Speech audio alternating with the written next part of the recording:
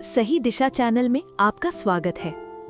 आज हम एक ऐसी बात करने आए हैं जो हम सबकी जिंदगी से जुड़ी है।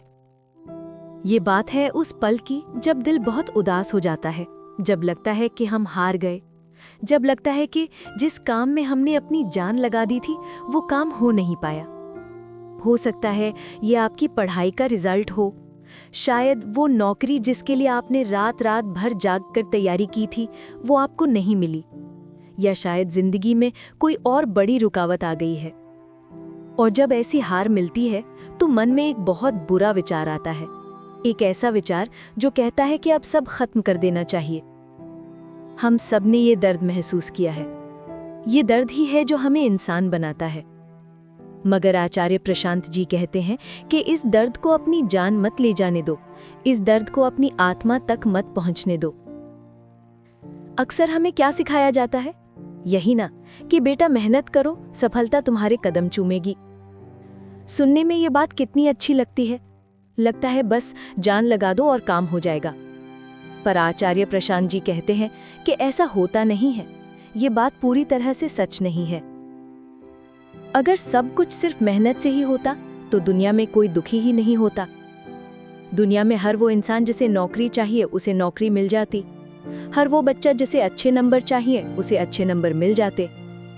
लेकिन जरा सोचिए, मान लीजिए एक सरकारी नौकरी के लिए सिर्फ 10 पद खाली है और उस 10 पद के लिए फॉर्म भरने वाले लोग 1 लाख हैं।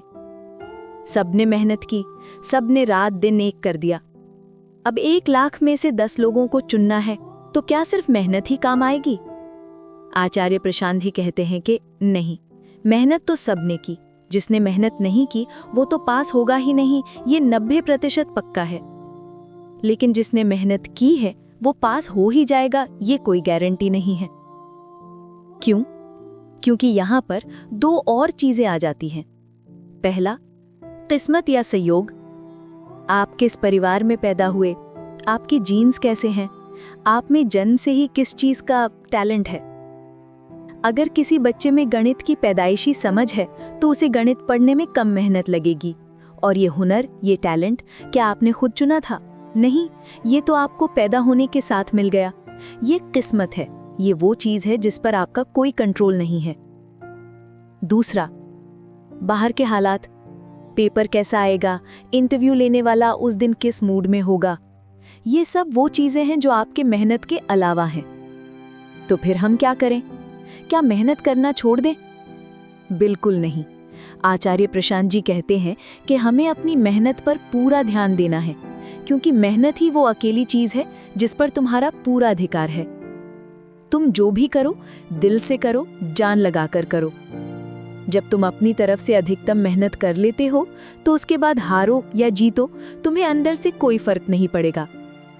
आप खुद से कह सकोगे कि जो कुछ भी किया जा सकता था वो मैंने किया, अब रिजल्ट जो भी आए वो बाहर की बात है। तो आज से एक नियम बनाओ, मेहनत जी जान से करो, रिजल्ट को अनदेखा कर दो। जिस चीज पर तुम्हारा जोर नहीं है, यानी किस्मत, उसे अपनी गहराई या अपने अंदर की आत्मा को छूने मत दो। उसे कहो कि तुम बाहर की चीज हो, मेरे अंदर आने की जरूरत नहीं है। आत्मा का मतलब क्या है? आचार्य प्रशांत जी कहते हैं कि आत्मा कोई धर्म की बात नहीं है। आत्मा माने तुम्हारा केंद्र, तुम्हारी सबसे गहरी सच्चाई, तुम्हारा हृदय। आप जब फेल होते हैं या कोई गलती करते हैं तो क्या सोचते हैं? कि मैंने ये गलती की है, मैं ही गलत हूं।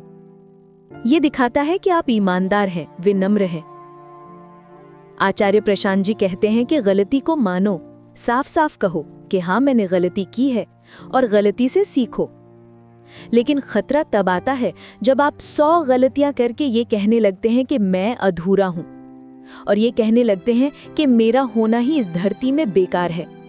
अगर तुम दुनिया के सबसे गए गुजरे आदमी हो, तुमने लाखों गलतियां की हैं, तुम किसी भी परीक्षा में पास नहीं हुए, फिर भी आचार्य प्रशांत जी कहते हैं कि तुम्हारी आत्मा उतनी ही साफ, उतनी ही पूजनीय है जितनी वो हमेशा से थी।